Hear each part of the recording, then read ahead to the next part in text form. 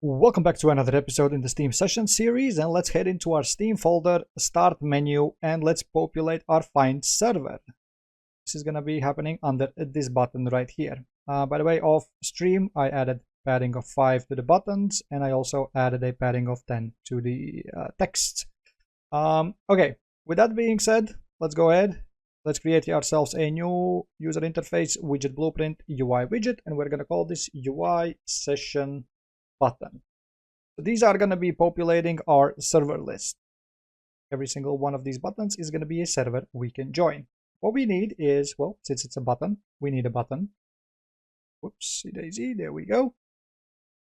Then inside of this button, we're going to add a horizontal box for now, and we're going to add 2 text fields. Text field number 1, text field number 2, and we're going to add a little bit of a spacer to have some spacing in between. I'm going to select all 3 of these elements, and I'm going to set these to be fill. Also make sure your horizontal box is set to filling horizontally as well. Vertically, I'm going to center this. Now, for the first 2, so for the text and the spacer, the fill size is going to be 0.1, so that they're mainly to our left side, because they're going to take the least amount of space. So the first text is going to be the amount of players we have online and what is the max amount of players. So I'm going to just do a placeholder like 1 out of 4, for example. And then this one is going to be the session name. So I'm going to call this like bros session. Just a placeholder. Now we need to rename these. So this one is going to be player online text. And make sure this is a variable because we're going to need to change this dynamically. And the other one is going to be the session name text. And also make sure this is a variable as well. To be consistent with the styling, I'm just going to grab the styling from our previous buttons. And I'm just going to paste this over. Like this. And I'm going to give the padding of 10 to the text. Here we go. Something like this. Now let's head inside of our graph and let's start setting this up. So on the event construct, we're going to need to set up our texts. So we're going to grab our player online text and we're going to grab our session name text. For both of these, we need to do set text, the widget set text text, this one right here. Copy another one over here. Now we need to populate the text inputs. So for the first text, what I'm going to do is I'm going to use a node called format text because this one will allow us to create inputs. So we can type whatever we want inside of here, but if we do something inside of like the curly brackets, it gives us an input. This is going to be our online, so how many people we have online. Then we're going to do slash, just like we did in the placeholder. And then I'm going to do another one in curly brackets, and I'm going to call this max. So that's going to be how many players we have currently and how many players can join this session in total. Now, to get these values, what we need is a variable. So we're going to make a new variable. We're going to call this session result. Because the type of the variable also is roughly the same name. It is a blueprint session result. We got to make sure we make this instance editable and exposed on spawn so that whenever we generate this button, we can actually give this information to this widget. We're going to grab this variable for now. We're going to go ahead and from this, we can get current players. There's actually quite a few things we can get. So from the online, there's quite a few things you can get. So you can grab even more info. But for now, we're going to do current players and the max players. So this is the current one, and this is the max one, like this. Now for the other one, very similar, except for we ain't gonna format nothing. At least in my case, I'm not gonna do that. You can use formatting as well. I'm just gonna grab this and directly get server name and plug it in, like so.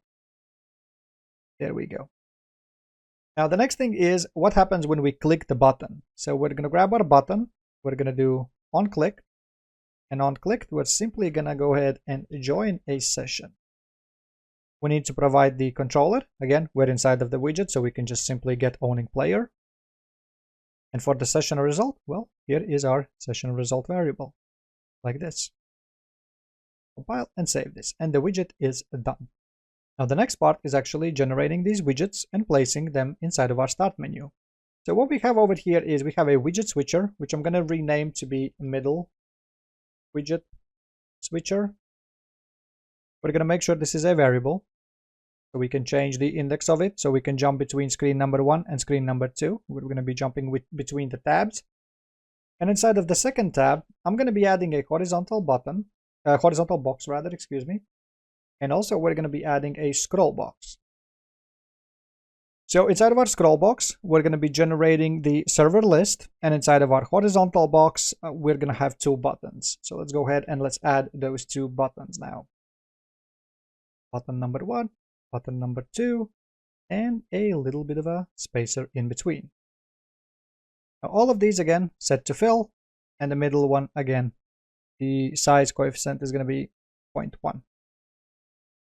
Again, let us just grab the styling from one of our previous buttons and just paste it over. Again, padding 5. Let's add text fields on top of these buttons as well.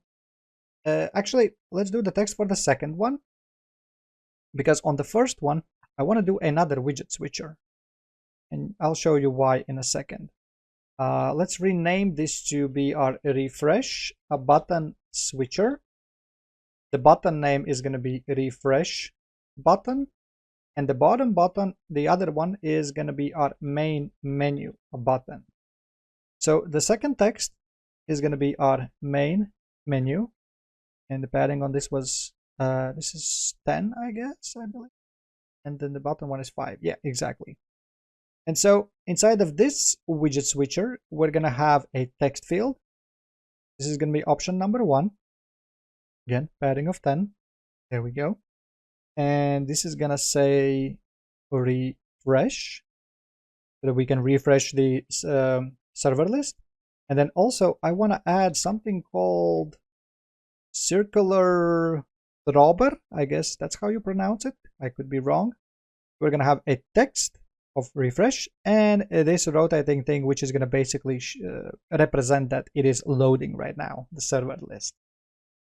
Okay, so this is the hierarchy that we're going to have in our second list. Now the scroll box, I'm going to rename this to be the server list scroll box. And I'm going to make sure this is a variable as well, because we need to expose this to blueprints. Okay, that's it with the designer. Let's head inside of our graph. Now let's start off with our main menu button. On clicked, the newly created button, we're going to grab a reference from our middle widget switcher. And here what we're going to do is we're going to set active index. Set active widget index. And the main menu button is going to change the index to 0, so that we would go back to our previous screen, to the main menu. And then the other one is our find multiplayer button. And this one is going to go ahead, and for now, let's do the same code just to test it out so I can show you what it looks like. This one is going to change the index to 1. So now, one player in editor. Now if we do find session, we jump to this screen, main menu, we jump back like this. Okay, we don't want to do this straight away though, because whenever we're going to click this button, we also want to make sure we are looking for those sessions, right? So we're going to do find sessions advanced. Again, player controller, since we're in the widget, super simple, get owning player. The max result, now it depends how many servers you think you're going to have for your game.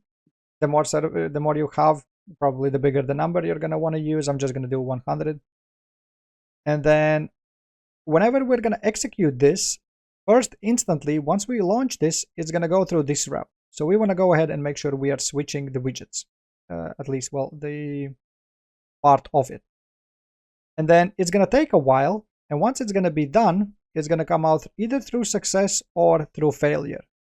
It should come out through success. If the Steam servers are down for some reason, yeah, then it might fail. But for us, everything should come out of this route. So what we're going to do, once we succeed, we're going to go ahead and do a loop through all of the results, so through all of the servers that the client managed to find.